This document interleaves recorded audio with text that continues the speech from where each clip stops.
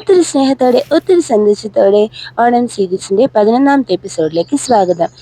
ഇന്ന് നമ്മൾ ഉണ്ടാക്കുന്ന നേന്ത്രപ്പഴം കുറുക്ക് കളഞ്ഞ കേട്ടോ. അതിനായി ഒരു നേന്ത്രപ്പഴം ചെറുതായിട്ട് മാറ്റി വെച്ചിട്ടുണ്ട്. പിന്നീട് അതിലേക്ക് വേണ്ടത് അരപ്പ് തയ്യാറാക്കാം. അതിനായി അരമുറി തേങ്ങ, 6 അല്ലി വെളുത്തുള്ളി, 3 പച്ചമുളക്, 1 കഷ്ണം ഇഞ്ചി, കറിവേപ്പില, 1 ഗ്ലാസ് വെള്ളം ഇവ ചേർത്ത് നല്ലപോലെ അരച്ചെടുക്കാം. അരച്ചെടുത്തിട്ടുണ്ട്. ഇനി നമുക്ക് പാൻ അടുപ്പത്ത് വെച്ച് പാൻ നല്ലപോലെ ചൂടായി കഴിയുമ്പോൾ അതിലേക്ക് വെളിച്ചെണ്ണ ചേർത്ത് നമ്മുടെ അരിഞ്ഞു വെച്ചിരിക്കുന്ന കായ അതിലേക്ക് ചേർത്ത് കൊടുക്കാം. അതിലേക്ക് 1/2 ടീസ്പൂൺ മഞ്ഞൾപ്പൊടിയും 1/2 ടീസ്പൂൺ മുളക് പൊടിയും ചേർത്ത് അതൊന്ന് നന്നായി വെന്ത് കഴിയുമ്പോൾ അതിലേക്ക് തയ്യാറാക്കി വെച്ചിരിക്കുന്ന അരപ്പ് കൂടി ചേർത്ത് ഒന്ന് തിളച്ച് തുടങ്ങുമ്പോൾ അതിലേക്ക് ഉപ്പ് കൂടി ചേർത്ത് 1 ടീസ്പൂൺ ഉപ്പായിട്ട് ചേർത്തിരിക്കുന്നത് നന്നായി കുറുകി പറ്റി വരുന്നത് വരെ ഇളക്കി കൊടുക്കുക.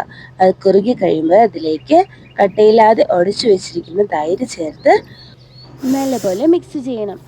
അതിനുശേഷം പാൻ അടുപ്പത്തു നിന്ന് മാറ്റി വയ്ക്കുക. ഇനി നമുക്ക് അതിലേക്ക് കടുക് താളിച്ച് ചേർക്കാം. അതിനായി ഒരു പാനിലേക്ക് എണ്ണ ഒഴിച്ച് 1/2 ടീസ്പൂൺ കടുകും 5 ഉണക്കമുളകും ചെറിയുള്ളിയും കറിവേപ്പിലയും ചേർത്ത് നല്ലപോലെ മൊരിഞ്ഞു വരുമ്പോൾ അത് നമ്മുടെ കറിയിലേക്ക് ചേർക്കാം. നമ്മുടെ നേന്ത്രപ്പഴം കുറുക്കുകൾ എന്താ ഇവിടെ റെഡി ആയിട്ടുണ്ട്. ഓണത്തിന് ഇത് എന്തായാലും ഒഴിവാക്കാൻ പറ്റത്തില്ല. അപ്പോൾ എല്ലാവരും ട്രൈ ചെയ്ത് നോക്കാം.